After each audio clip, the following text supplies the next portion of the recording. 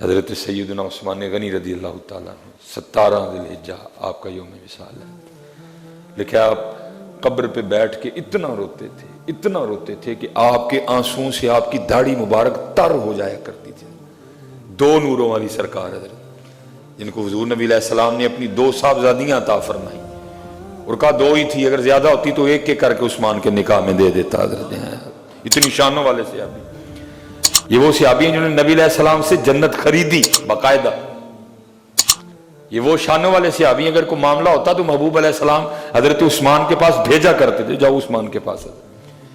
اور پھر بعد میں صدیق اکبر رضی اللہ تعالیٰ عنہ، حضرت عمر فاروق کا بھی یہی معمول رہا، اگر کوئی معاملہ ہوتا نا فرمایا کرتے تھے جاؤ عثمان کے پاس. حضرت اتنے سخی تھے، حضرت اتنے کریم تھے حضرت عثمان غنی رضی اللہ تعالیٰ عنہ. لکھا ہے کہ وہ جناب صدیق اکبر رضی اللہ تعالیٰ عنہ کے دور خلافت کی ابتدا تھی. بالکل آپ باہر بیٹھے ہوئے تھے حضرت جی، ایک شخص آیا اور آ کے نا سلام عرض کرنے کے بعد عرض کرتا ہے حضرت آپ امیر بھی ہیں اور امیر بھی ہیں. پہلے امیر سے مراد کیا مسلمانوں کے امیر ہیں، اور دوسرے امیر سے مراد آپ دل کے بھی امیر ہیں.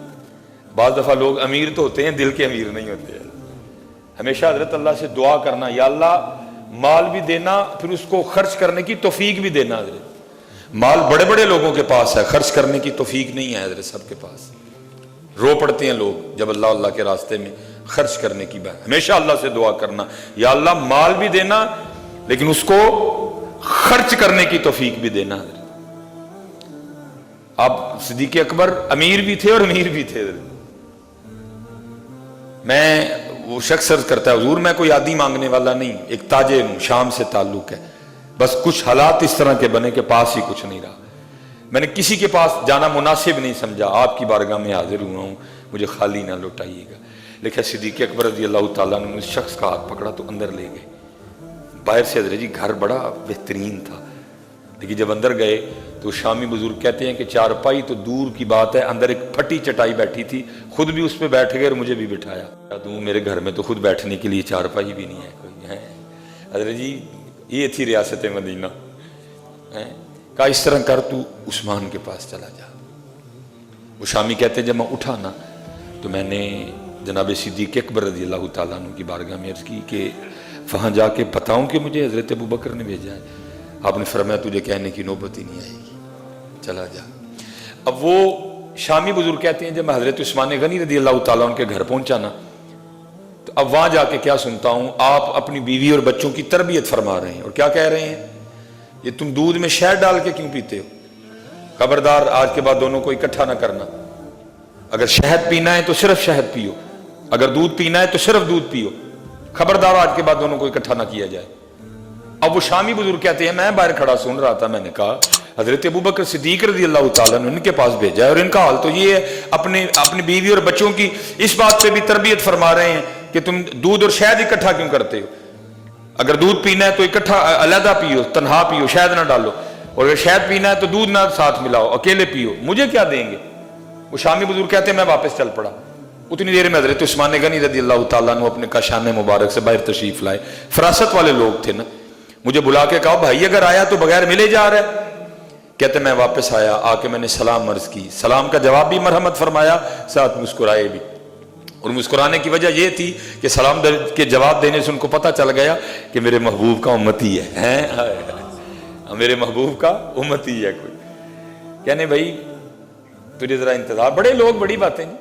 کہا تجھے ذرا انتظار کرنا پڑ گیا، میں ذرا اپنے بچوں کی تربیت کر رہا تھا، بتا کیسے آنا ہوا. اور یہ کہہ کے نا اندر سے چارپائی منگوائی اور مجھے اس پہ بٹھا دیا. اور کہتے ہیں حضرت عثمان غنی رضی اللہ تعالیٰ عنہ کے گھر سے میری ضیافت کے لیے سب سے پہلے جو چیز آئی نا وہ دودھ میں شہد ملا ہوا تھا.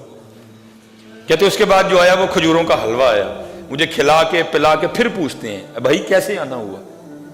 کہتے میں نے عرض کی حضور میں ایک تاجر ہوں، کچھ معاملات اس طرح کے بن گئے کہ مجھ پہ بڑا قرض آ گیا.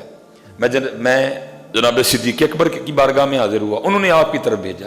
جب میں آیا نا تو آپ اپنے بیوی بچوں کی تربیت فرما رہے تھے کہ تم دودھ میں شہد ملا کے کیوں پیتے ہو؟ اگر دودھ پینا تو تنہا پیو، شہد پینا تو تنہا پیو. تو میں تو یہ سن کے واپس جا رہا تھا کہ جو بندہ صرف اپنے بچوں کو اس بات پہ ڈانٹ رہا ہے کہ 2 چیزیں جمع کیوں کرتے ہو تو مجھے کیا دے گا؟ لیکن حیرانگی کی بات ہے حضرت، آپ کے گھر سے سب سے پہلے جو چیز مجھے پلائی گئی ہے وہ دودھ اور شہد ہی ہے، یہ کیا معاملہ ہے؟ فرمایا بچوں کو اس لیے ڈانٹ رہا تھا کہ عثمان کے پیسے اس لیے نہیں ہیں کہ صرف آل عثمان اس سے لطف اندوز ہو، بلکہ یہ پیسے تو میں نے اس لیے رکھے ہوئے ہیں کہ میرے محبوب کی امت پہ خرچ ہوں، اس لیے ان کو منع کر رہا تھا کہ دودھ بھی میٹھا ہے شہد بھی میٹھا ہے، دونوں کو کیوں ملاتے ہو؟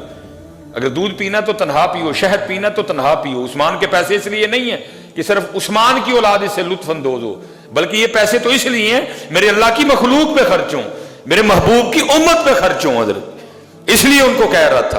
اور تجھے دودھ اور شہد اس لیے پیا کیونکہ تو مہمان بھی ہے، تو میرے محبوب کا امتی بھی ہے۔ اچھا کہتے میں نے اب اپنا معاملہ آگے بتایا بھی نہیں، فرمانے لگے وہ 2 اونٹ میں نے تیرے لیے تیار کی ہیں، سامان بھی ہے، پیسے بھی رکھوا دیے ہیں، ساتھ تیرے اور تیرے بچوں کے کپڑے بھی ہیں، جا لیتا جا۔ اور میں نے اس میں نا 4000 درہم بھی رکھوائے ہیں۔ کہتے میں بڑا حیران ہوا، وہ میں تو تھوڑے مانگنے آیا تھا، حضرت نے اتنے زیادہ عطا فرما دی ہیں۔ اچھا کہتے میں جب نکلنے لگا نا تو پھر دل میں خیال آیا کہ مال تو میرا ہے، لیکن جو اونٹ ہیں اب ان کے بارے میں نہیں پتا کہ ان کا کیا کرنا ہے۔ کہتے میں پھر واپس آیا، میں نے اس کی حضور مال تو میرا ہے، تو ان اونٹوں کا کیا کرنا ہے، واپس کرنے آنے ہیں؟ تو مسکرا کے فرمانے لگے اونٹ بھی دے رہی ہے، اونٹ بھی دے رہی ہے۔ کہتے میں نے شکریہ ادا کیا، تو آگے سے مسکرا کے فرمانے لگے میرا شکریہ نہ ادا کر، شکریہ ادا کرنا تو جا کے ابوبکر کا ادا کر ہے۔ یار اگر مال دیا ہے نا اللہ نے تو اس کو خرچ بھی کرنا اللہ کی مخلوق پہ، نبی علیہ السلام کی امت پہ، کیونکہ مال بڑے بڑے لوگوں کے پاس ہے، خرچ کی توفیق نہیں ہے، اللہ سے توفیق مانگنا۔ اور میں تو اکثر کہا کرتا ہوں امیرو، وہ تمہارے لیے تو یاری بڑی سوکھی ہے، ہم غریبوں کے لیے تو بڑی اوکھی ہے۔ ہم تو روزے رکھیں گے، مجاہدے کریں گے، ساری رات شب بیداریاں کریں گے، پھر بھی پتہ نہیں یاری لگے گی کہ نہیں لگے گی۔ لیکن میرے محبوب نے فرمایا السخی حبیب اللہ، سخی اللہ کا دوست ہے۔ تمہیں تو اللہ نے کمال دے دیا، تم پتہ نہیں کیا کر رہے ہو، تم ایویں اس کو پکڑ کے رکھ رہے ہو۔ یاری لگاؤ اس کو اللہ کے راستے پہ خرچ کر کے، اللہ اور اللہ کے رسول کے لیے۔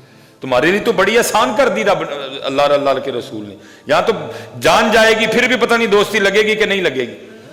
فرمایا سخی حبیب اللہ، سخی دوست ہے اللہ کا، لگاؤ اللہ سے دوستی یار، اگر مال دیا ہے اللہ نے، اس کو خرچ کرو، غریبوں پہ خرچ کرو، یتیموں پہ خرچ کرو، فقیروں پہ خرچ کرو، مسکینوں پہ خرچ کرو، جو آپ کے نیچے لوگ کام کر رہے ہیں ان پہ خرچ کرو۔